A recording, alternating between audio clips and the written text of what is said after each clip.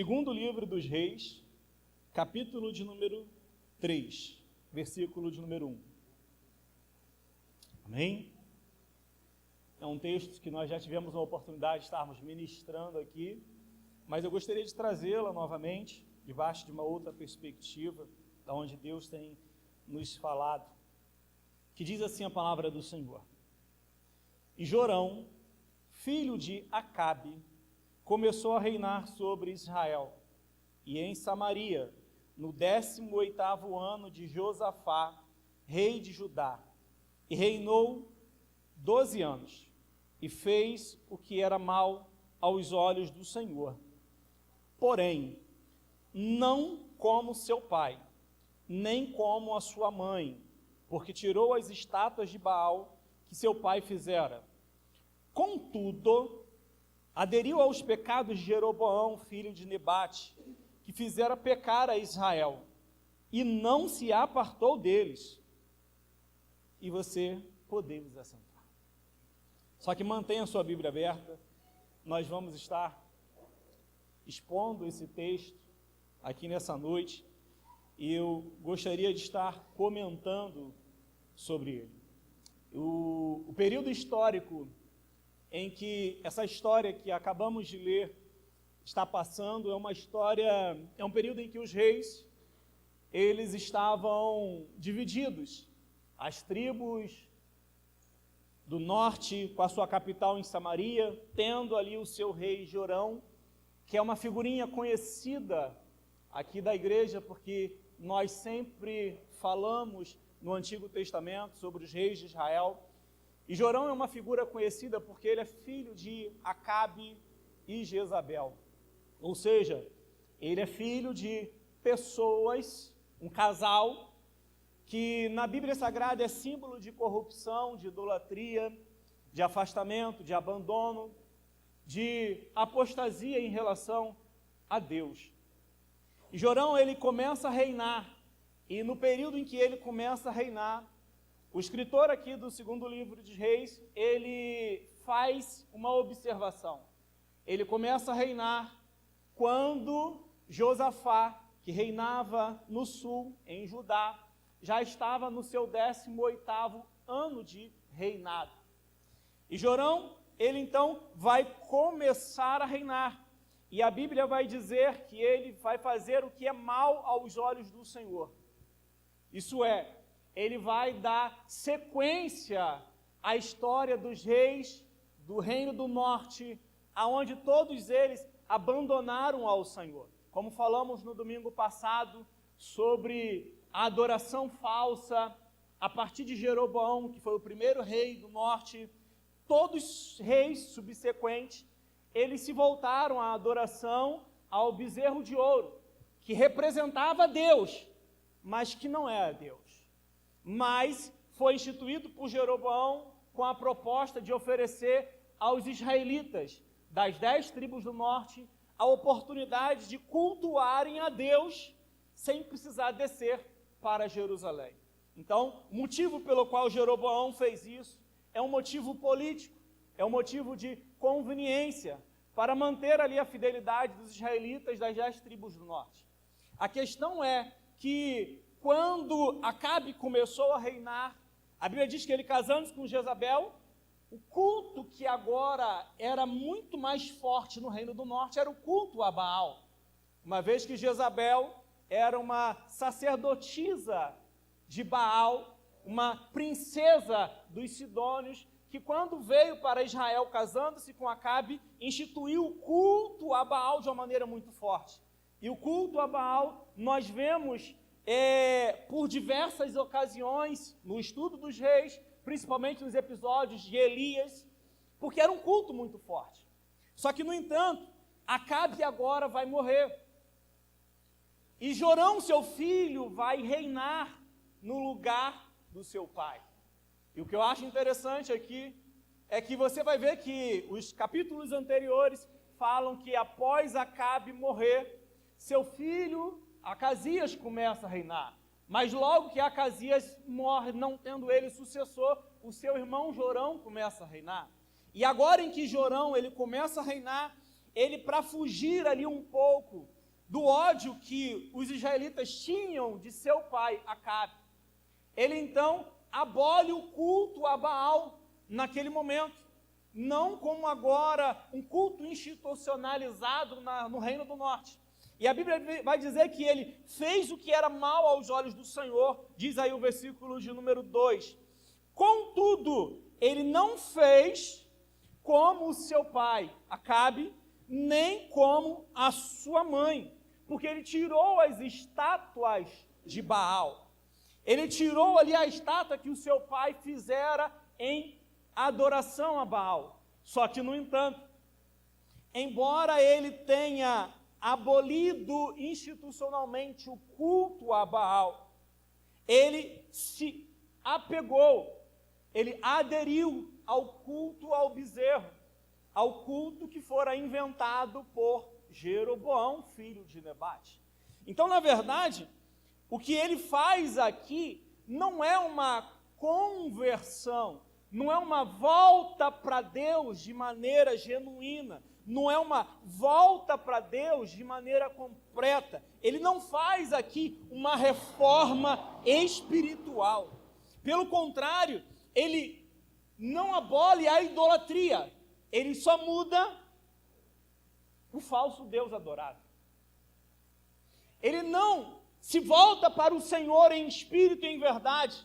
Ele tenta, assim, voltar-se para Deus, mas adorando a imagem de escultura que Jeroboão houvera feito quando fez a divisão das tribos.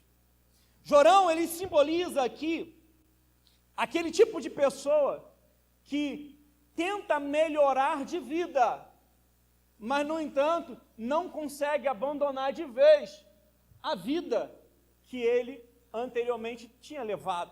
Ou seja, é uma reforma que ele tenta fazer na sua vida, mas sem arrependimento. E qualquer reforma espiritual que nós tentamos fazer na nossa vida sem arrependimento genuíno, verdadeiro, legítimo, é só uma maquiagem religiosa que fazemos na nossa vida e no nosso relacionamento com Deus, e para isso ela não serve. Jorão, ele tentou ali aderir ao culto ao bezerro, mas, no entanto, aquilo não foi suficiente no culto que Deus requeria dele. E eu quero, baseado nesse texto, entender com você nessa noite, que Deus, ele não quer apenas reformas externas. Deus, ele quer de mim e de você uma rendição total. Não basta apenas dizermos, eu já evoluí muito, se naquilo que eu evoluí, eu decidi não abandonar. Porque a vida de Jorão não é uma evolução espiritual, é só uma maquiagem, aonde ele escolheu que tipo de pecado abandonar e que tipo de pecado manter na sua vida. Você viu aí, que você leu comigo, que ele, no versículo 3, contudo, ele aderiu aos pecados de Jeroboão, filho de Nebate, que fizera pecar Israel, e não se apartou deles. Isso é, ele não abandonou a prática da idolatria, ele não abandonou a prática do culto a um Deus pagão. E você pode, assim como Jorão, fazer até alguns tipos de mudanças na sua vida. Você pode mudar de roupa, pode mudar de igreja, pode mudar a sua forma de falar, mas, no entanto, se você não mudar o seu coração, você vai continuar vivendo como Jorão, com a Bíblia na mão, mas com os ídolos no coração. Você vai continuar vivendo como Jorão, apenas maquiando a sua realidade de pecado, sem, contudo, passar por um processo de verdadeiro, genuíno arrependimento que nos conduz ao nascimento, ao novo nascimento. E a história que nós estamos lendo aqui, ela se passa em que o rei Acabe morreu. Jorão, ele assume agora o trono. E à medida que ele assume o trono, eu quero que você acompanhe aí, que diz aí no versículo de número 4, então Mesa, rei dos Moabitas, que era criador de gado, pagava tributo ao rei de Israel, 100.000 cordeiros, 100.000 carneiros com a sua lã. Sucedeu, porém, que morrendo Acabe, o rei dos Moabitas, se rebelou contra o rei de Israel. Você vai lembrar do fato que o rei Acabe, ele havia feito uma empreitada contra os seus inimigos. E, no entanto, naquela empreitada que ele havia feito com os seus inimigos, ele vai morrer por uma flecha que foi atirado ao acaso, para se cumprir a palavra do Senhor, dita por boca do profeta Elias, que ele haveria de morrer, e no lugar onde os cães lamberam o sangue de Nabote, ali também lamberiam o sangue de Acabe. E assim se cumpriu. Acontece que nessa batalha em que o exército israelita veio a perder, eles perderam muitos homens. Ou seja, o contingente do exército israelita foi reduzido a um número muito pequeno. E agora em que Jorão ele assume o trono, o rei Mesa, que era o rei de Moabe, que pagava tributo a Israel nos tempos áureos de Acabe, ele aproveita-se daquela situação, ou seja, em que a força militar dos exércitos israelitas está fragilizada e se rebela contra o rei Jorão e manda dizer: olha, eu paguei tributo ao seu pai, mas agora que seu pai é morto, eu não tenho mais compromisso nenhum de pagar nada a vocês. Então, ele se rebela contra o rei de Israel. E é nesse contexto em que nós vamos ver a vaidade de um homem que, recente assumindo o trono, ele com o seu ego frágil, ele se vê naquela situação desdenhado e se propõe a ir para uma guerra totalmente sem preparo, totalmente sem força bélica, totalmente sem capacidade de vencer. E aí a Bíblia vai dizer que o rei Acabe, ele fez a revista e contou todos os homens de Israel. E no que ele conta todos os homens de Israel, ele vê que ele não tinha condições de subir sozinho para pelejar contra os moabitas. E aí ele vai chamar Josafá para que com o seu exército ele viesse lutar com ele as suas guerras. E aí que nós vamos ver uma situação muito aqui interessante. Josafá era um bom rei. Josafá era um rei temente a Deus. Josafá era um homem que se propôs a buscar a Deus e fez uma grande reforma espiritual no Reino do Sul. Só que o grande problema que Josafá é que, embora ele fosse um rei piedoso, temente a Deus, ele tinha uma fraqueza muito grande. Ele se associava com pessoas que não prestavam. O grande problema de Josafá, que fez com que abarcasse uma grande derrota espiritual no Reino do Sul, foi por causa das suas alianças erradas. Como eu falei, os reinos estavam divididos, o Reino do Norte e o Reino do Sul, e havia uma certa rivalidade, uma animosidade entre esses dois reinos. Só que, no entanto, quando Josafá viu uma boa oportunidade, ou seja, viu uma oportunidade de fazer uma aliança com o Reino do Norte, casando o seu filho com a filha de Acabe, e assim acabar com aquela rivalidade entre as tribos, ele embarcou nela. Ele embarcou numa aliança extremamente tóxica. Ele embarcou numa aliança extremamente ruim. Sabe por quê? Porque ele pegou o filho dele, o filho primogênito, Georão, diferente do Jorão da nossa história. Ele pegou o filho dele e casou logo com quem? Com a filha de Acabe e Jezabel. O nome dela? Atalia. Também figurinha conhecida nossa aqui da igreja. Uma mulher que, assim como a sua mãe, quando desceu para o reino do sul, trouxe a adoração a Baal de uma maneira avassaladora. Num reino em que até então era temente a Deus. Só que o problema de Josafá é justamente esse, de ele enxergar oportunidade e pegar qualquer oportunidade. Enxergar uma aliança e fazer qualquer tipo de aliança. E você vai ver o seguinte, que Josafá, no que ele se aparentou com Acabe, casando seu filho com a filha de Acabe, quando Acabe subiu pela peleja contra os sírios, o que aconteceu? Acabe mandou avisar Josafá, vai tu comigo à peleja? Vou sim. Sabe qual foi a proposta de Acabe para Josafá? Faz o seguinte, olha, se vista com as minhas roupas reais, para que nós venhamos confundir o inimigo. E assim eles não saibam quem sou eu no meio da batalha. Vocês conhecem a história. Em outras palavras, Acabe estava dizendo para Josafá, olha só, coloca o seu na reta.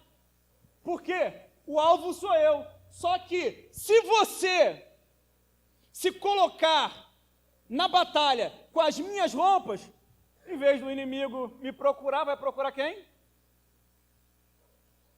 E Josafá aceitou. Foi para a guerra e quase morreu, por causa de uma maldita aliança com uma pessoa errada.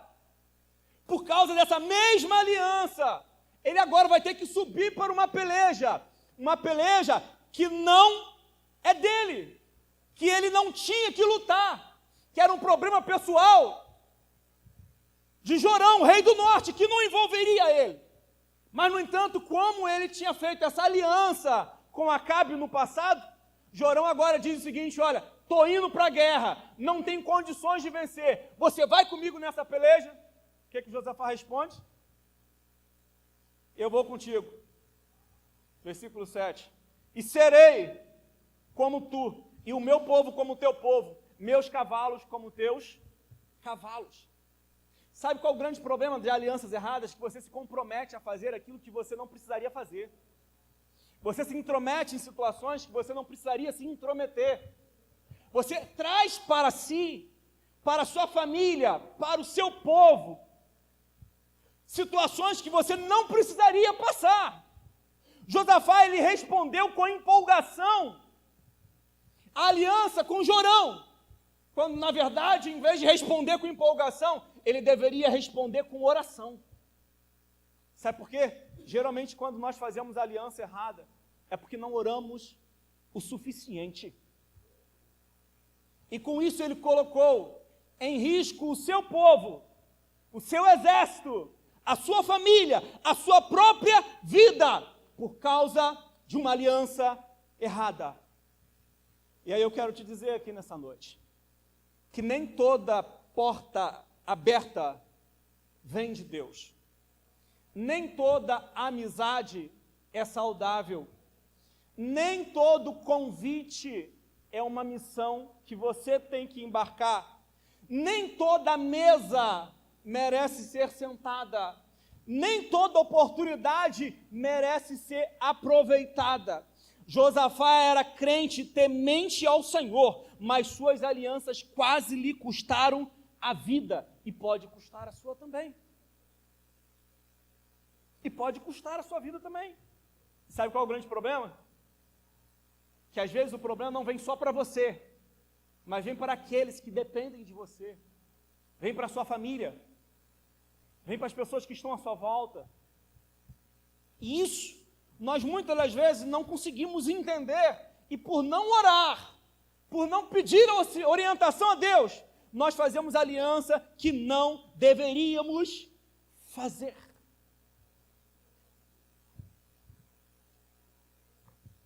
Quantos não são enterrados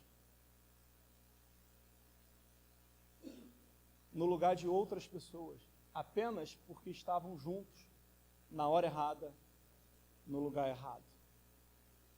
Quantos não são as pessoas que faliram seus negócios porque fizeram alianças com quem não deveria fazer? Quantos não são as pessoas que perderam casamento, relacionamento, dinheiro, ministério, igrejas, porque fizeram alianças com quem não deveriam fazer? Porque não oraram o suficiente, porque não buscaram de Deus o suficiente, porque não entenderam que Deus não une pessoas, Deus une propósitos. Quantos não são aqueles que têm a síndrome de Josué, que acham que estão por cima da carne seca, podem ajudar todo mundo, pode estender a mão para todo mundo, pode abraçar todo mundo como se fosse resolver o problema do mundo, e não pode. Josué fez aliança com os gibeonitas porque não orou. E muitas das vezes nós estamos deixando pessoas entrarem na nossa vida, entrarem nos nossos negócios, entrarem na nossa intimidade, pessoas com as quais nós não deveríamos comungar, pessoas com as quais nós não deveríamos andar, pessoas com as quais não deveriam estar conosco, simplesmente porque não caminham na mesma direção, não vivem no mesmo propósito, não estão debaixo da mesma aliança. Josafá, ele foi fazer aliança com Jorão, um rei perverso, que não tinha compromisso com Deus, e com isso ele trouxe prejuízo grande para a sua vida. Porque nesse momento em que Jorão convida Josafá para a peleja, Josafá então pergunta a eles, por qual caminho subiremos? E aí o rei Jorão fala para ele, está aí no versículo de número 8, subiremos pelo deserto de Edom. Subiremos pelo deserto de Edom. Pensa cá comigo. Os moabitas haviam crescido e se fortalecido após terem sido subjugados por Onri e Acabe, que foram os antecessores do rei Jorão. Então, naquele momento em que eles estavam fortificados, ao ponto de romper aquela aliança tributária,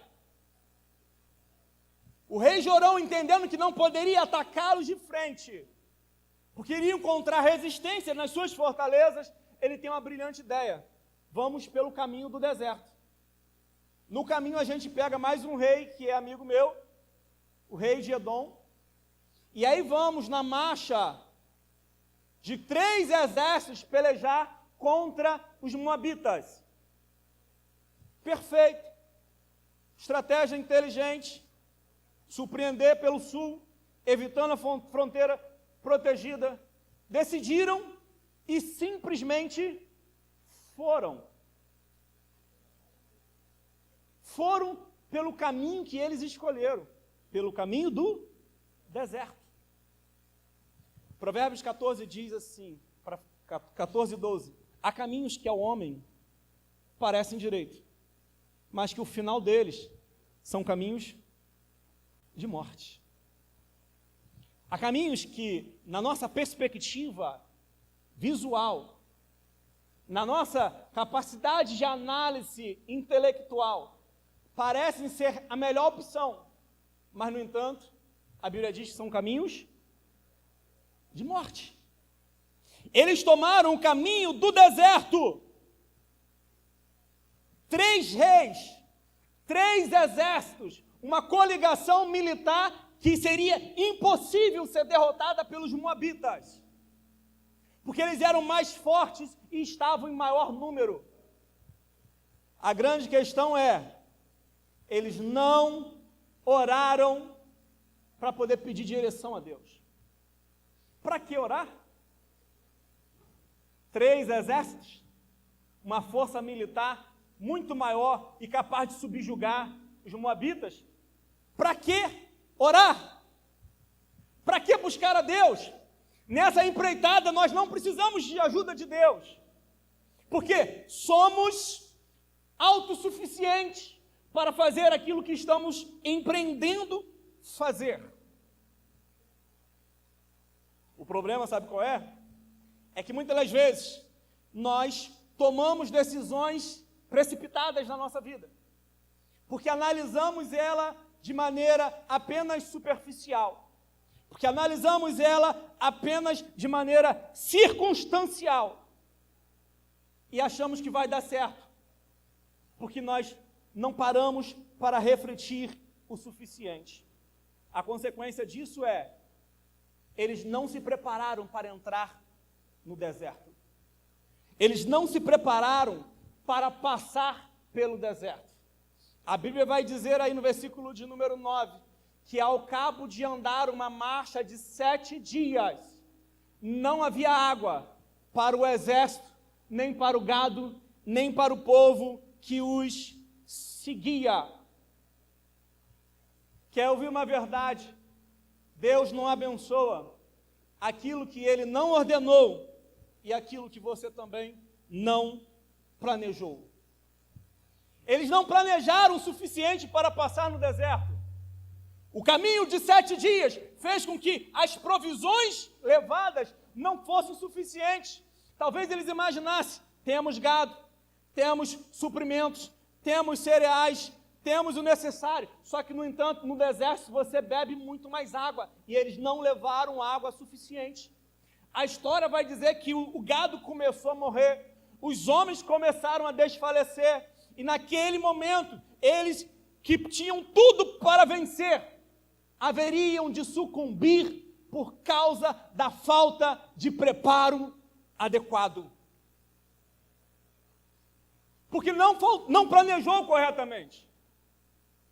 Tem uma frase que eu li no livro A Arte da Guerra, de Sun Tzu, onde ele diz assim: um exército vitorioso, ele só entra na guerra depois de ter se garantido da vitória.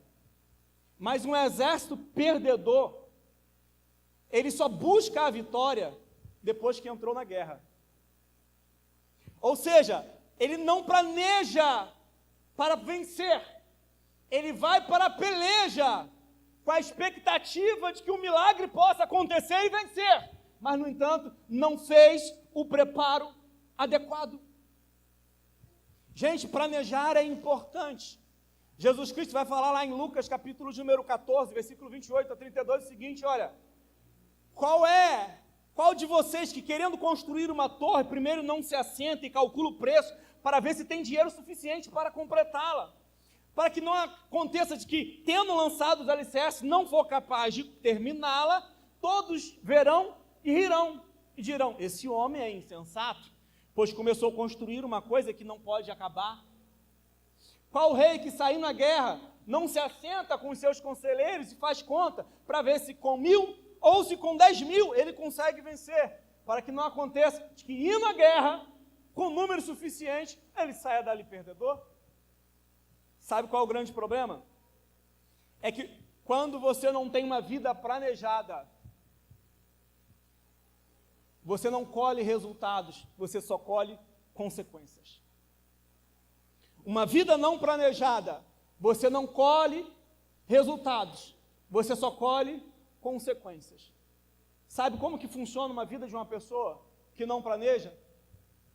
Ela compra sem ter condições de pagar e espera que no decorrer das parcelas o milagre possa acontecer para que ela possa honrar os seus compromissos. Uma pessoa que não planeja, ela não considera as variáveis, não considera as possibilidades, pontos fortes e fracos daquilo que ela está empreendendo de fazer. E com isso, geralmente, ela começa coisas que não consegue acabar. Sabe, William, tem muitas pessoas que têm até iniciativa, mas vai ver a vida delas, não tem acabativa, nunca terminam nada que começa, nunca concluem nenhuma empreitada em que se propõe a realizar, porque elas falham no planejar. E quando você falha ao planejar, você está planejando para falhar. Planejar é necessário. Planejar é importante. Uma outra frase que eu li de Sun Tzu é que ele diz assim: os que ignoram as condições geográficas das montanhas e florestas, desfiladeiros perigosos, pântanos e lamaçais, não podem conduzir uma marcha de guerra. Jorão não considerou nada disso. Ele não considerou as intempéries do deserto. Ele não considerou o calor exaustivo do deserto. Não considerou as variáveis do deserto. E com isso ele arrastou uma multidão de 3 exércitos para morrer no meio do deserto. Precipitação. A Bíblia vai dizer o seguinte: olha, não é bom proceder sem refletir, e peca todo aquele que é precipitado. Catuca o irmão que está ao seu lado, diga para ele: não seja precipitado. Espere em Deus. Espere em Deus. Se Deus não te respondeu ainda, espera, mas não se precipite. Jorão, por vaidade, por ego ferido, ele se propõe uma empreitada de uma guerra que ele não poderia vencer e arrasta uma multidão com ele para morrer no meio do deserto. Precipitação. Você acha que vai dar, você espera que dê, mas no entanto, se você não planejar, há uma grande possibilidade de você fracassar. Aí me faz lembrar a guerra de Davi com Absalão. Vocês vão lembrar da história? A gente pregou recente. Absalão, ele ficou com o reino, ficou com todo o exército, e apenas um número pequeno de guerreiros seguiu Davi. Vocês lembram disso? Acontece que a batalha foi travada. E aquele pequeno grupo de guerreiros que ficou com Davi ganhou a guerra. Sabe por quê? A Bíblia vai dizer o seguinte: mais foram do exército de Absalão os que morreram na floresta do que os que morreram na batalha. Davi se escondeu na floresta. E o exército despreparado de Absalão foi tentar perseguir Davi na floresta. E aí a Bíblia diz: mais foram os que morreram na floresta do que os que morreram na batalha. Seria humanamente impossível Davi ganhar aquela guerra se não contasse com uma falha do seu filho: a precipitação. Não seja precipitado. Não vá para onde Deus não mandou você ir. Não caminhe sem uma direção espiritual, porque se do contrário, isso vai ser um grande prejuízo para a sua vida. Analise agora comigo a sua vida. Será que você tem colhido bons resultados até agora? Será que a vida que você tem vivido, porventura, não é fruto de uma vida não planejada, aonde você foi se deixando ser conduzido pelas circunstâncias, sem medir ou avaliar as consequências que poderiam acarretar sobre a sua vida? Porque não adianta você ter um planejamento, se você não tiver uma orientação divina, ainda assim você pode cair num buraco. E sabe qual é o grande problema? Quando nós nos precipitamos, não oramos, fazemos aliança que não deveríamos fazer, nós entramos em situações e vamos passar por circunstâncias que não haveríamos de passar. Porque quando a Bíblia registra que não havia água para o exército, nem para o gado, nem para os animais que o seguiam, e os homens estavam começando a morrer, Jorão, chorão, ele diz assim, no versículo de número 10, o Senhor chamou esses 3 reis para entregar na mão dos moabitas. Olha o que está escrito ali, o Senhor chamou esses 3 reis para entregá-los nas mãos dos moabitas. Você acompanhou a história. Em algum momento, Deus falou para eles irem à peleja? Em algum momento, eles oraram e pediram orientação a Deus para saber se deveriam ir para a peleja? E agora, em que eles meteram os pés pelas mãos, deram com os burros na água, entraram num beco sem saída, porque não adianta avançar, porque haveriam de morrer, não dá tempo de voltar, porque já estão há 7 dias dentro do deserto, cerca de 210 quilômetros, distante de qualquer lugar povoado, aonde eles vão falecer. Chorão, ao invés de reconhecer o erro, ele coloca a culpa em Deus. Foi o Senhor quem chamou esses 3 exércitos para fazê-los morrer nas mãos dos midianitas. Em nenhum momento consultaram ao Senhor, em nenhum momento oraram ao Senhor, tomaram decisões baseadas apenas nas emoções, assumiram risco sem planejamento, enxergando apenas possíveis vantagens, mas não consideraram as variáveis. Foram autossuficientes. E com isso não pediram ajuda de Deus. A questão é, o que fazer quando a nossa autossuficiência nos conduz para o meio do deserto?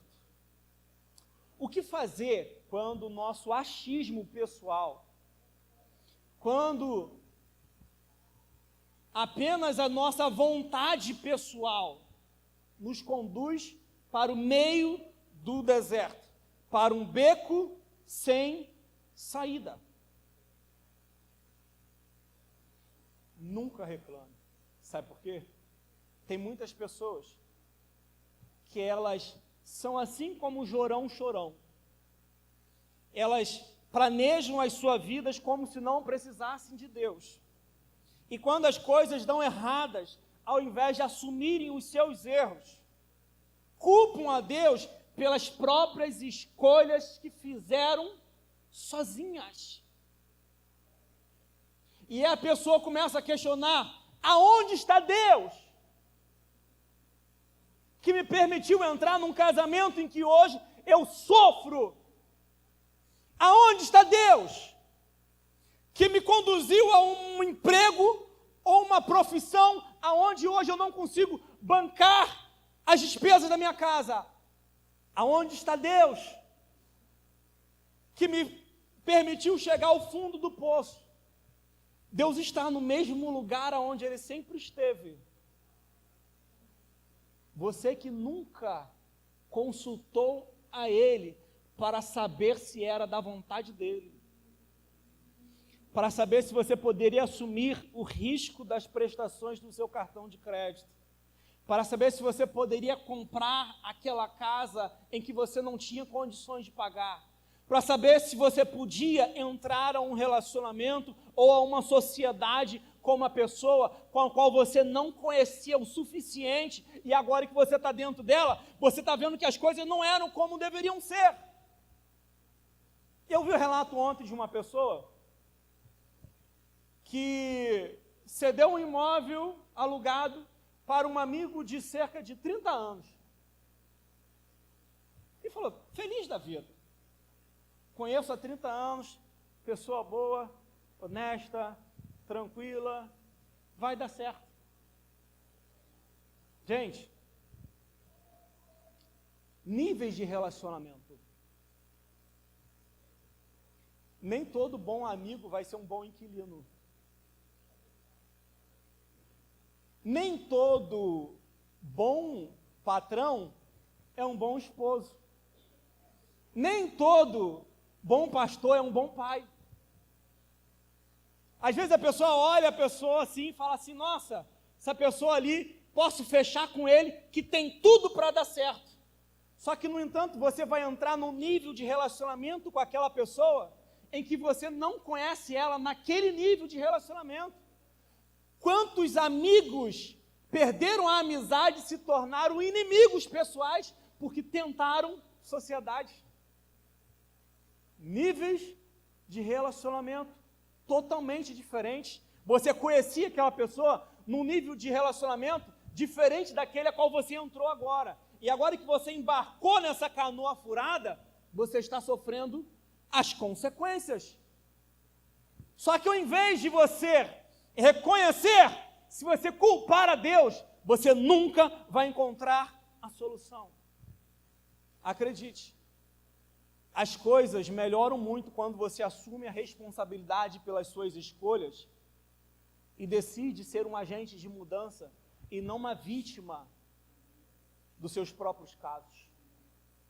Josafá, diferente de Jorão, ele é um rei que era temente ao Senhor. Enquanto Chorão estava murmurando, acusando Deus, Josafá, ele diz assim no versículo de 11, porventura não há aqui algum profeta do Senhor, para que nós possamos consultar através dele? Olha só que coisa interessante. Porventura não há aqui algum profeta do Senhor, para que possamos consultar o Senhor através dele? Sabe qual é o problema, Rafael? É que as pessoas só buscam a Deus depois que dá tudo errado. Não é verdade, Benésio? As pessoas só vêm buscar aconselhamento conjugal quando o casamento está por um fio. As pessoas só vão buscar conselhos, orientação espiritual quando quebram a cara. Na hora, vão no pique, na emoção, mas depois que chega com a vida toda bagunçada, toda destruída, aí vão falar assim, agora eu quero ouvir o que Deus tem para me falar. Agora eu quero saber, Deus, o que o Senhor vai fazer com isso daqui? Alguém foi e falou o seguinte, está aqui no nosso meio, Eliseu, filho de Safate, aquele que deitava água na mão de Elias. Só abrir um parênteses aqui. O que um profeta estava fazendo no meio do exército? Se fossem os profetas de hoje em dia, eles não estariam no meio do exército. Estaria não, né? Ele era profeta do Senhor, mas era um jovem que não deixava as suas obrigações civis para trás. Ele era profeta do Senhor, assumiu a função do grande profeta Elias, mas continuava sendo um homem que servia ao seu povo na sociedade. Ele era um profeta do Senhor, mas no exército ele era só mais um combatente. Mas ele continuava sendo o profeta do Senhor. Quando alguém falou o seguinte, será que porventura não há nenhum profeta do Senhor para consultarmos a ele? Alguém diz, olha, está aqui no nosso meio, Eliseu, filho de Safate, aquele que deitava água na mão de Elias, ou seja, aquele que era o discípulo de Elias. Jorão não fala nada. Josafá, rei do sul, que não conhecia Eliseu, falou o seguinte, está com ele a palavra do Senhor. Por quê? Tinha referência espiritual. Era discípulo de Elias. Não era discípulo de qualquer um, era discípulo de Elias. Ele falou assim, está com ele a palavra do Senhor. Gente, nos maiores momentos da nossa dificuldade da vida, não tem nada melhor do que ouvirmos a palavra de Deus. Não tem nada melhor do que ouvirmos a voz de Deus. Porque uma única palavra de Deus é poderosa o suficiente para mudar a história da nossa vida. E quando Josafá disse, olha, está com ele a palavra do Senhor, é porque ele entendia que através de um homem de Deus, sério, Deus poderia falar aquilo que eles precisavam ouvir naquele momento. Quantas vezes ignoramos a direção de Deus, mas quando o tempo da escassez chega, quando a dificuldade aperta, quando estamos num beco sem saída, é que nós vamos buscar um homem, uma mulher de Deus, para tentar ouvir novamente a voz do Senhor. Só que eu quero dizer, ainda que Deus possa te dar uma resposta, Deus, Ele não é socorrista de rebeldes. Deus, Ele quer ser Senhor de gente obediente. Deus não quer apenas ficar resolvendo os nossos BOs. Deus, Ele quer ser participante ativo na nossa vida, para que através da sua orientação, nós possamos viver em graça e não vivermos em desgraça. Quando então eles descem para falar com Eliseu, diz aí o versículo de número 13 e 14. Mas Eliseu disse ao rei de Israel: que tenho eu contigo? Vai aos profetas do teu pai e os profetas da tua mãe. Aí Jorão vai e diz de novo: porém disse o rei: não, porque o Senhor chamou esses 3 reis para entregá-lo na mão dos moabitas. E aí disse Eliseu: olha, vive o Senhor dos exércitos, em cuja presença eu estou, que se eu não respeitasse a presença de Josafá, rei de Judá, eu nem olharia para a sua cara hoje. Esse é profeta de Deus, né, Marinalva? Que o homem de Deus, ele não teme retaliação por causa de conveniência. O homem de Deus continua sendo homem de Deus, fala a verdade, doa quem doer, porque o seu compromisso é com a palavra de Deus, não é com a satisfação pessoal dos homens. Eliseu, ele diz: ó, vive o Senhor em cuja presença eu estou. Sabe por que ele era homem de Deus? Porque ele estava na presença de Deus. Que se eu não respeitasse a presença de Josafá, eu nem olharia para a sua cara. Havia uma rivalidade, uma animosidade muito grande entre os profetas do Senhor e os reis de Israel daquela época, porque Acabe e Jezabel mandaram matar todos os profetas do Senhor. Vocês lembram da história? Obadias escondeu 100. Fora do esconderijo sobreviveu apenas Elias. Então os profetas do Senhor, eles tinham raiva de Acabe e Jezabel. E agora estava ali o filho de Acabe e Jezabel, Jorão, que embora não tenha aderido aos pecados de idolatria a Baal, ele continua se prostrando diante dos ídolos levantados por Jeroboão, agora pedindo orientação a Deus. Por isso que Eliseu falou o seguinte: ó, vai consultar os profetas da sua mãe, vai consultar os profetas do seu pai. Ah, eu esqueci, né? Meu senhor Elias matou eles lá no Monte Carmelo.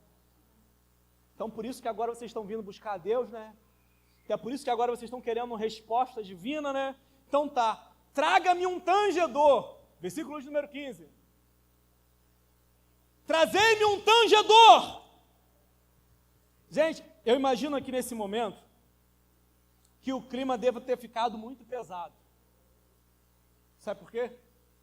Porque Eliseu falou o seguinte: olha, eu vou dar-lhes uma palavra do Senhor, mas para eu dar-lhes a palavra do Senhor, eu preciso que um músico venha aqui tocar, porque fazer um descarrego emocional aqui, espiritual, porque o clima está tenso, o céu está de bronze, não está um ambiente favorável para uma voz profética. Então eu preciso que um músico entre aqui na minha presença, dedilhe ali a sua harpa, tanja ali uma melodia, para eu conseguir me desvincular, para eu conseguir me abrir novamente os meus canais espirituais, para que eu possa receber a palavra do Senhor. O clima deveria estar muito pesado. E aí ele diz: traga-me um tangedor.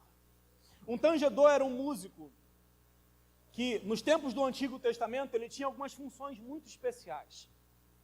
Eles eram responsáveis pela adoração no culto na casa do Senhor. Dentre os filhos de Asaf, se destacaram alguns músicos, alguns levitas, que se tornaram músicos oficiais do templo, porque lá eles adoravam a Deus 24 horas. Só que o que eu acho interessante é que Davi vai falar o seguinte: olha, separe para mim, dentre os filhos de Asaf, aqueles que vão profetizar ao Senhor com harpas, com instrumentos musicais. Isso é, um tangedor não era apenas um dedilhador de lira. Um tangedor era um profeta que ministrava ao povo através da música. Você lembra que quando Saul, o Espírito Santo se afastou dele, um espírito maligno veio atormentá-lo, e alguém disse o seguinte: olha, precisamos de alguém, um tangedor, para que possa tocar a sua harpa diante do rei, e assim fazer com que esse espírito maligno saia diante dele. Tangedor, ele era muito mais do que apenas alguém que tinha técnica musical, ele tinha graça e unção para expulsar demônios através da ministração da música. Tangedor, quando Josafá foi enfrentar os exércitos inimigos da coligação que vinha contra eles, a Bíblia diz que Josafá colocou os músicos na frente do exército, e quando os músicos começaram a tocar, a Bíblia diz que o espírito de confusão veio sobre os inimigos e eles começaram a lutar entre si, e assim se mataram, e de modo que o exército não precisou guerrear, porque a música ministrada fez a vanguarda do exército israelita, levando ele à vitória. Sabe qual é o grande problema? É que, não aqui, mas em muitas igrejas, nós temos apenas músicos, mas nós não temos tangedores. Nós temos apenas pessoas com técnica, mas não temos pessoas com graça e unção. Aqui a gente não tem problema com isso, mas existem muitas igrejas onde músico é a provação dos pastores, onde músico é uma tripulação na igreja, porque muitas pessoas perderam o seu propósito espiritual e vêm para a igreja ministrar louvores apenas como se estivesse fazendo um trabalho profissional, esquecendo-se que aqui nesse altar nós estamos ministrando à igreja a palavra de Deus, a unção e a graça do Espírito Santo, e por isso deve ser feito com dedicação, com consagração, com vida no altar, porque senão a glória de Deus não desce. Eliseu falou o seguinte: olha, o momento está muito complicado aqui, o céu está de bronze, a situação é tensa, eu preciso entrar novamente na presença de Deus, traga-me um tangedor. Olha, quando o músico tem graça, tem unção, tem vontade, tem verdade na sua vida, quando ele toca, quando ele canta, a igreja recebe, a glória desce, a unção cai, nós somos abençoados, saímos aqui alegres, não apenas por dopamina religiosa, mas por graça, unção e verdade e presença de Deus em nosso meio. Traga-me um tangedor. Meu desejo é que Deus levante músicos, mas que não sejam apenas profissionais da fé, mas que sejam tangedores, cheios da graça e da unção do Espírito Santo. Parênteses fechado aqui, versículo 16 e 17, diz aí o texto: e disse Eliseu, que quando o tangedor tocou, a mão do Senhor veio sobre o profeta, e ele começou a profetizar. Ele diz assim: fazei neste vale muitas covas, porque assim diz o Senhor, não vereis o vento, nem vereis a chuva, todavia esse vale se encherá de tanta água, que bebereis vós, o vosso gado e os vossos animais. Fazei neste vale covas. Pensa comigo. Fazei neste vale covas. Eles estavam no meio do deserto. E agora Eliseu recebe uma palavra profética da parte de Deus, dizendo o seguinte: olha, comecem a cavar valas, covas, no meio do deserto. Pensa comigo, vamos usar de bom senso. O pessoal já estava cansado, exausto, desfalecendo. E o profeta está dizendo: olha, Deus disse para cavar covas, e não poucas covas, mas muitas covas. Sabe o que eu pensaria, Romário? E sabe que a gente vai morrer, e a gente está cavando a nossa própria sepultura. Não é verdade? Gente, que ordem absurda! Fazei neste vale covas. Muitas covas. Tinha muita gente, então eram muitas covas. Eu acredito que muitos ali talvez não tenham se proposto a obedecer. Eu cavar minha própria sepultura, não. Se quiser, vai ter que me enterrar. Que eu não vou cavar minha própria sepultura. Mas, no entanto, o milagre, ele é sempre precedido pela obediência. O milagre, ele é sempre precedido pela obediência. E a obediência nos leva à atitude. E a nossa atitude é quem produz o milagre. Eclesiastes 11:4 fala o seguinte, olha, quem observa o vento nunca semeará. Quem fica esperando as nuvens das chuvas nunca cegará. Sabe como é que você manifesta que você tem fé em Deus? É quando você recebe uma orientação divina e você caminha naquela direção, mesmo não sabendo qual o fim que se dará. Sabe por quê? Nós andamos a nossa vida toda, muitas vezes sem pensar em como será o nosso amanhã, sem uma orientação divina, apenas pelas nossas deduções lógicas e suposições variáveis. Mas, no entanto, quando Deus nos dá uma orientação, se aquilo soar estranho aos nossos ouvidos, nós tendemos a desobedecer, tendemos a não aceitar, tendemos a não acreditar. Só que, no entanto, Deus não precisa de condições favoráveis para Ele realizar aquilo que Ele quer, porque Ele ainda é o Deus que faz milagres. E a nossa maior dificuldade de ver o milagre de Deus é acreditar que Ele vai fazer quando as condições não são favoráveis. O capitão do exército do rei Jorão, quando houve fome em Samaria, estavam todos cercados, foram consultar Eliseu e Eliseu disse o seguinte, ó, amanhã, nessa mesma hora, haverá abundância de comida sendo vendida na porta de Samaria. O capitão olhou para ele e falou o seguinte, ainda que Deus faça janela nos céus, poderia acontecer tal coisa?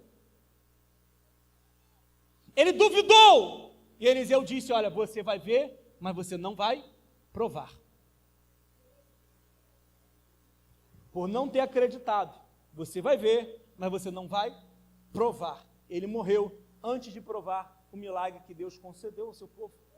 Sabe por quê? Ele duvidou da palavra do homem de Deus. Querido, você acredita em tanta gente?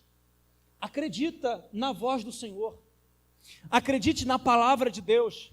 Acredite quando Deus dá uma orientação e siga ela. Pode parecer loucura, pode parecer descabida, pode parecer sem sentido, mas, no entanto, Deus sabe o que faz. A orientação divina é, fazei neste vale muitas covas. Deus nunca vai pedir a você algo que seja impossível de você fazer.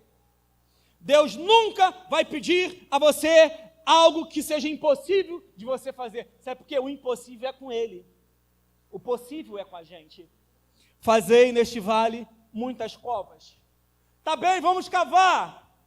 Traga aí a retroescavadeira, a pá, a enxada, a picareta. Traga aí as ferramentas de pedreiro para que nós possamos cavar.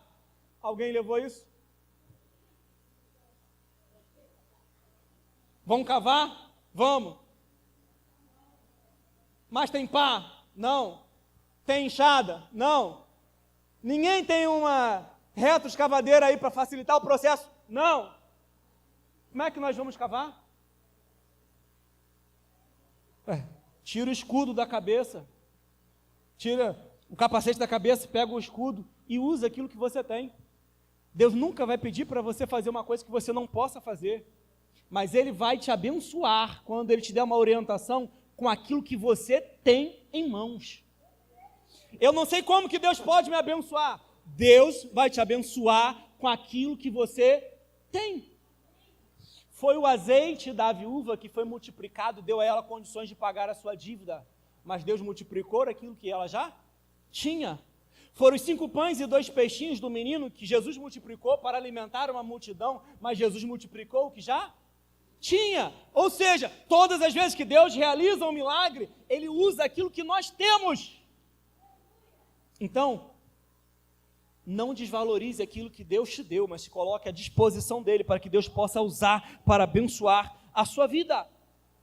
Fazei neste vale muitas covas. E aí eu vou caminhar para encerrar.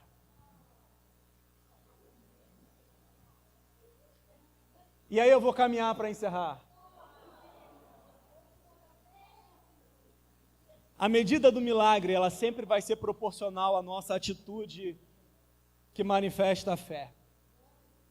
Fazei nesse vale muitas covas. Aquele que cavasse uma cova rasa receberia poucas águas. Aquele que cavasse covas fundas teriam muitas águas. Porque a bênção de Deus, ela não é sob medida, mas sob a nossa capacidade de receber. Fazei neste vale muitas covas. Porque vocês não verão o vento, não verão a chuva, mas esse vale se encherá de tantas águas, que beberão vós, o vosso gado e os vossos animais.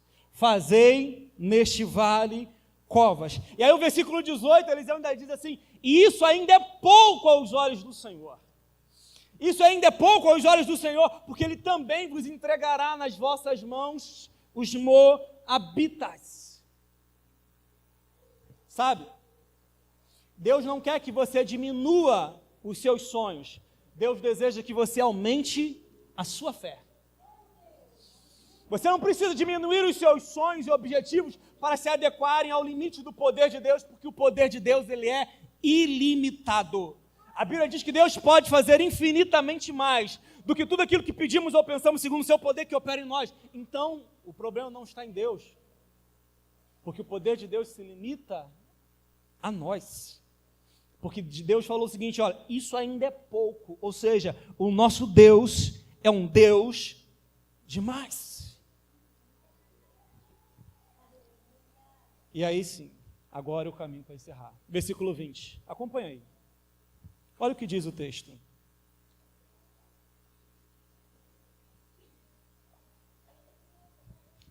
E sucedeu que pela manhã, oferecendo-se a oferta de alimentos, eis que vinham as águas pelo caminho de Edom, e a terra se encheu de água.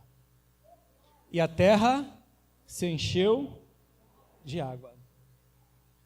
Não está escrito aqui na Bíblia, mas está escrito na história dos Hebreus, de Flávio Josefo, no livro 9, no capítulo 3, essa história, onde conta que na noite anterior havia chovido no deserto da Idumeia, de maneira que as águas estavam percorrendo, vindo em direção a eles, mas eles não sabiam. Quando Deus orientou e disse o seguinte: olha, fazei neste vale covas, porque a chuva já caiu e ela está chegando. E quando você cavar, quando as águas estiverem passando, o lençol freático estiver passando, as covas fundas encherão primeiro, depois as rasas, e assim esse vale se encherá de tantas águas, que bebereis vós, o vosso gado e os vossos animais. Eles não sabiam, mas não aconteceu nenhum milagre aqui. Por quê? O que eles receberam de Deus foi uma orientação sobre algo natural, que Deus já sabia que estava acontecendo. Sabe de uma coisa? Muitas das vezes você não precisa de um milagre na sua vida. Haverá momentos, sim, em que você precisará de uma intervenção, de um milagre, algo inexplicável, sobrenatural, de Deus, que você não imagina como poderá acontecer, mas Deus tem poder para fazer. Mas haverá também momentos em que você só precisa esperar o processo acontecer. Porque água para virar vinho precisa de milagre. Mas uva para virar vinho precisa apenas de um processo. Então, às vezes, nós estamos querendo de Deus um milagre porque não queremos respeitar o processo. E Deus nos diz assim: respeite o processo na sua vida, porque aquilo que eu vou fazer já está a caminho de acontecer. Então espere o processo, para que você possa viver aquilo que eu tenho para você. Respeite o tempo do processo. Mas haverá momentos em que você não precisará nem de um milagre, em que você não precisa nem de um processo. Tudo que você vai precisar é de uma orientação. Tudo que você vai precisar é de uma orientação. Eliseu disse: fazei nesse vale covas, porque esse vale se encherá de tantas águas, que bebereis vós, vossos gados, e todos os vossos animais. Eu convido os músicos a estarem aqui conosco. Sabe, há muitos milagres na Bíblia que eles são espetaculares e sobrenaturais. Mas existe também muitas intervenções divinas em que Deus resolveu um problema gigantesco apenas com uma orientação. Bastou uma palavra de direcionamento espiritual para que a vida de alguém fosse completamente transformada. E é isso que Deus deseja fazer na minha e na sua vida. A questão é que nós precisamos aprender a ouvir a voz de Deus antes de arrumarmos o problema, para que nós não venhamos ter que ficar buscando a voz de Deus para resolver os problemas que nós já arrumamos. E aí eu convido a você a ficar de pé nesse momento.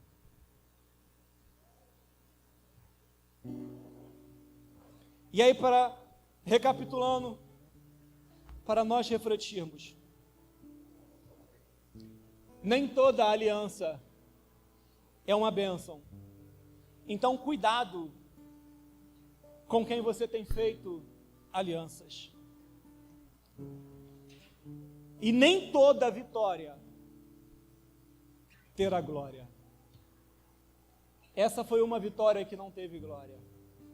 Se você ler os versículos subsequentes, você vai ver que eles tiveram uma grande vitória sobre os moabitas, mas a custo do sacrifício humano do filho do rei de Mesa, o que causou grande indignação, e eles voltaram para casa extremamente revoltados. Sabe por quê? Porque eles entraram naquela situação por causa da desobediência. Reconheça o Senhor em todos os seus caminhos. Se os caminhos que você tem tomado até agora tem te trago até aqui, você não está satisfeito, que nessa noite você possa refletir sobre essa mensagem e dar um novo rumo à sua vida, aonde você comece a andar pela direção divina, que eu creio que Deus pode fazer infinitamente mais do que tudo que pedimos ou pensamos, segundo o seu poder que opera em nós. Mas mais do que resolver os nossos BOs, Deus, Ele quer fazer parte da nossa vida, para que nós venhamos a viver por princípios e não por intervenções milagrosas, para que nós possamos andar segundo a vontade dEle, e não sofrendo consequências desastrosas de decisões irrefletidas nossas, que nós possamos viver aquilo que Deus tem para cada um de nós. Amém? Que Deus abençoe grandemente a sua vida, e vamos de louvor, e eu passo o microfone ao pastor Márcio.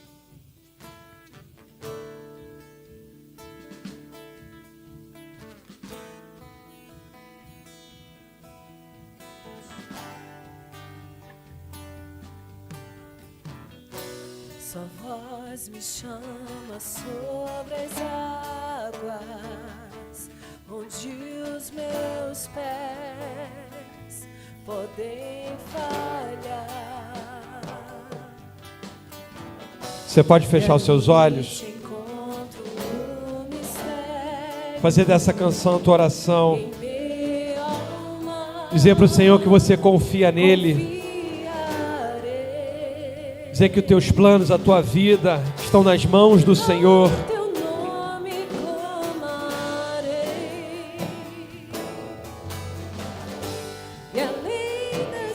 Feche seus olhos, fala isso para Ele.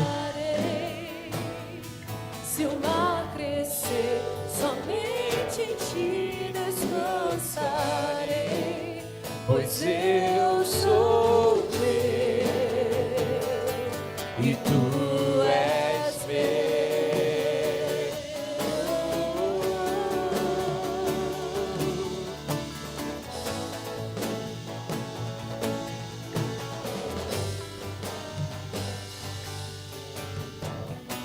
Tua graça cobre os meus temores. Preste atenção nessa canção. Tua forte mão me guiará. Se estou cercado pelo medo, Estou cercado tu és fiel. Você pode declarar isso nessa noite? Nunca vai falhar. Nunca vai falhar. Se você crê no Senhor, declara isso em nome de Jesus. E ao teu nome clamarei. Será que você pode erguer suas mãos aos céus? E além das ondas olharei. Se o mar Se o mar crescer, somente em ti descansar, pois eu sou teu e tu és meu, e tu és meu. Você pode declarar isso? Numa só voz, como fosse a tua oração nessa noite, declara de todo o teu coração. Confiamos no Senhor Jesus. Você pode declarar: aleluia, aleluia, aleluia. Guia-me em tu e em tu. Você pode declarar: pelas águas eu caminho, por onde quer que chames, leva-me mais fundo do que já estive, e minha fé será mais. Você pode declarar isso? Senhor, em tua presença, oh, guia-me, para que em tudo em ti confie. Pelas águas eu caminho, por onde quer me chame, leva-me mais fundo do que já, e minha fé será mais firme, Senhor, em tua presença.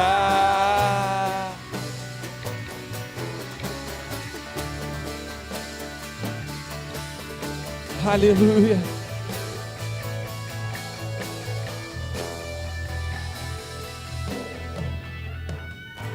Eu não sei se você ouviu essa palavra.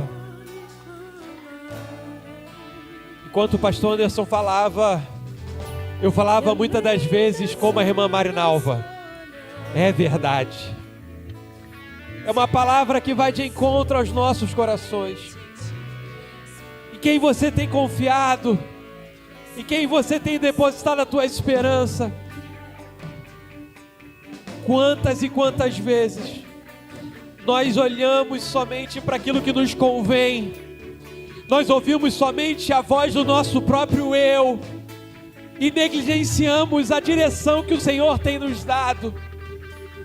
Muitas das vezes o Senhor tem falado, mas nós não queremos ouvir. Mas nessa noite o Senhor falou de maneira clara. O Senhor nessa noite falou de maneira poderosa para mim e para você.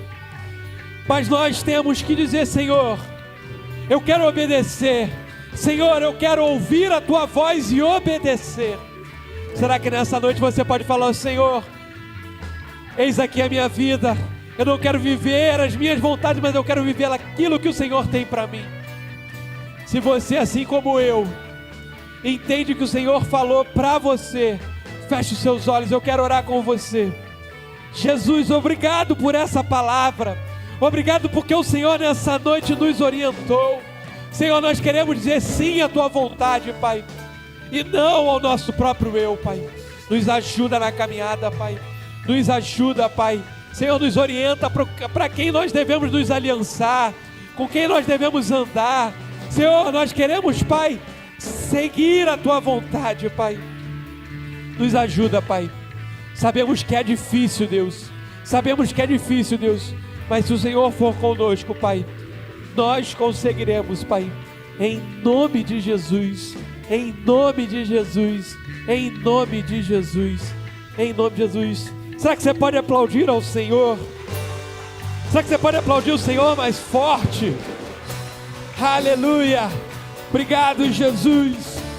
Obrigado, Jesus. Aleluia. Aleluia.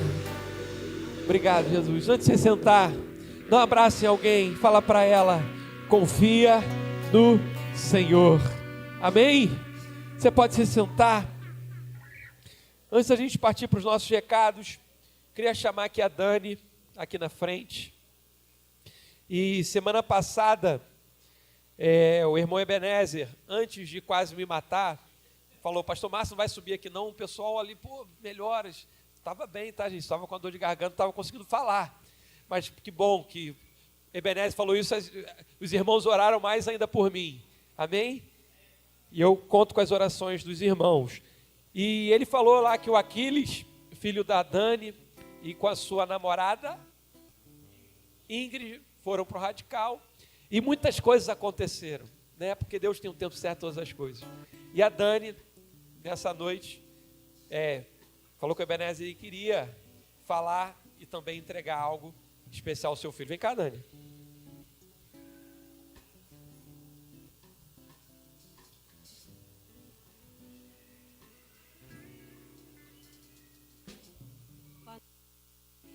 Gente, eu estou muito feliz, né? Dá para perceber que, assim, é uma felicidade muito grande quando os nossos filhos, assim, têm esse encontro com Jesus, né?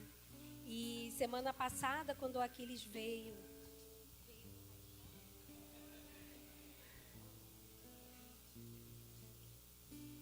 Pronto? E aí, quando ele veio do Radical, ele me mandou uma mensagem assim: mãe, eu quero uma Bíblia.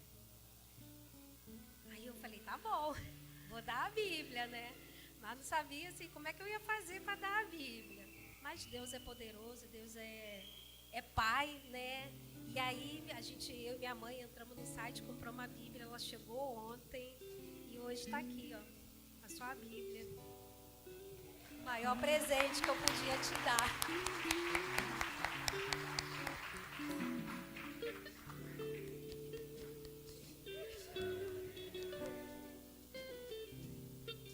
E o que eu queria falar para vocês, que assim, de ouvir a Valéria falando assim, nunca desista em oração pelo seu filho, não importa onde ele esteja, né? E o meu filho não teve a história como do Rodrigo, mas estava longe de casa, estava longe do pai, né?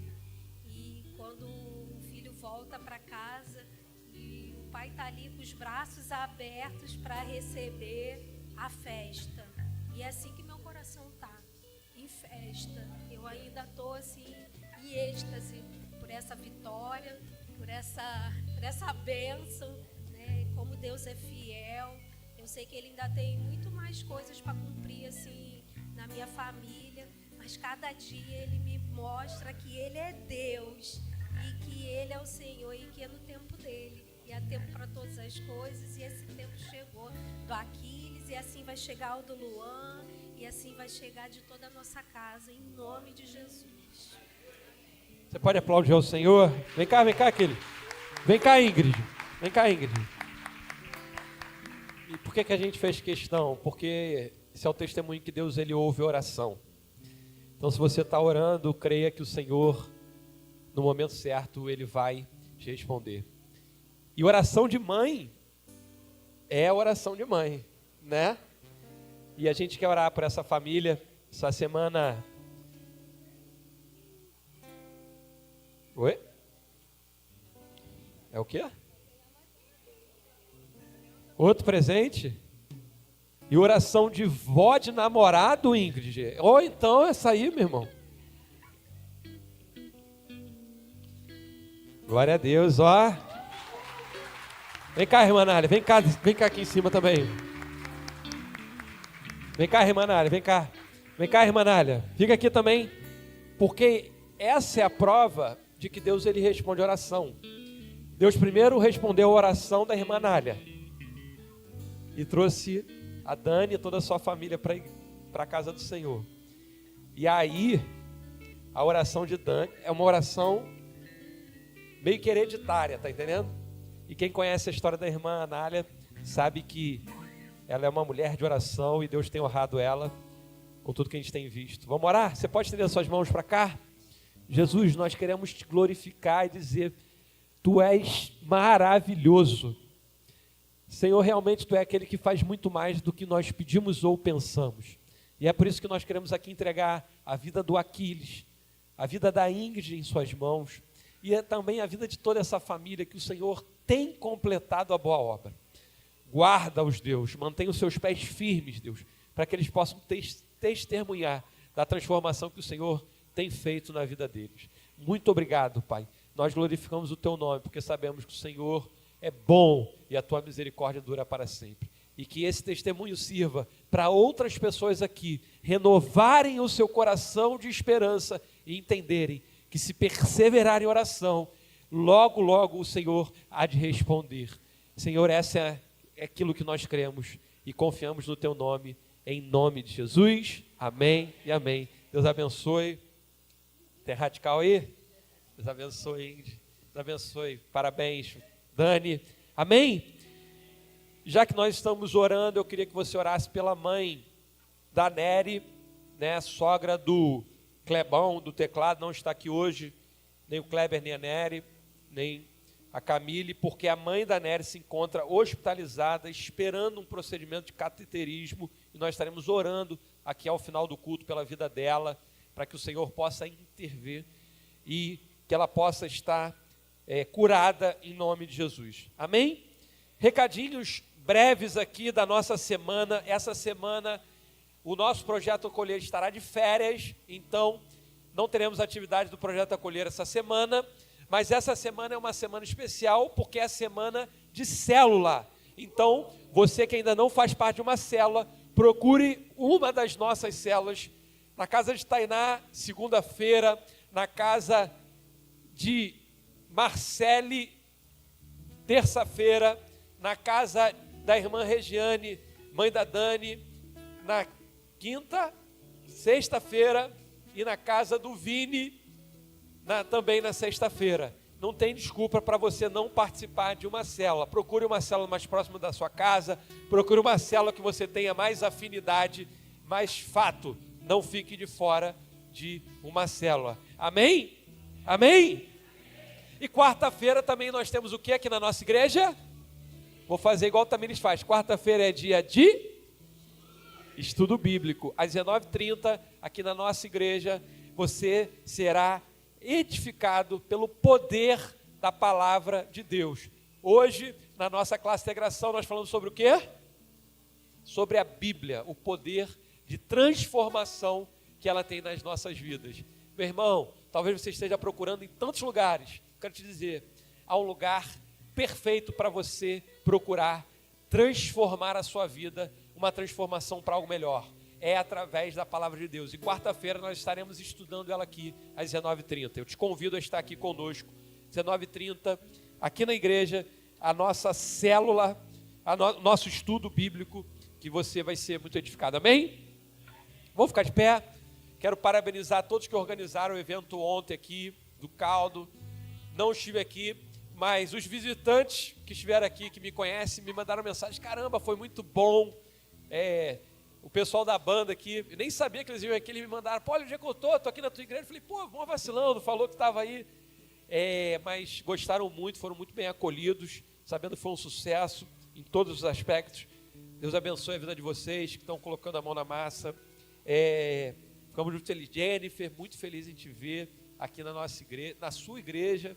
Você é muito bem-vindo aqui. Deus tem um propósito na tua casa e na tua família. Vocês são especiais demais para Deus. Amém?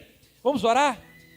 Obrigado, Jesus, por esse culto tão maravilhoso, Pai. Obrigado pela tua palavra viva, poderosa, Pai. Senhor, que é capaz de transformar, que é capaz de sarar, que é capaz de restaurar. Senhor, é por isso que nós queremos te dizer, Pai, Obrigado, Pai, obrigado, porque o Senhor já está fazendo, o Senhor não vai fazer, o Senhor já está fazendo grandes coisas nas nossas vidas.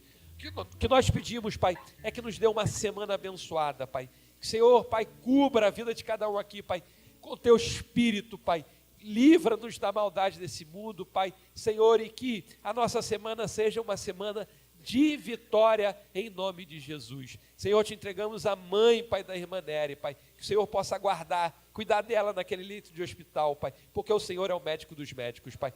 Aproveitamos e entregamos todos os enfermos, Pai, desta casa, Pai. Toca, Pai, cura, Pai, em nome de Jesus. Essa é a nossa oração, e que o amor de Deus, a graça do nosso Senhor, Salvador, do Espírito Santo, e as doces consolações do Espírito Santo sejam com todos hoje e eternamente. Se você concorda com isso, diga bem forte. Amém. Antes de você sair, dá um abraço na pessoa que está do seu lado. Deseja para ela uma excelente semana e vai em paz, em nome de Jesus.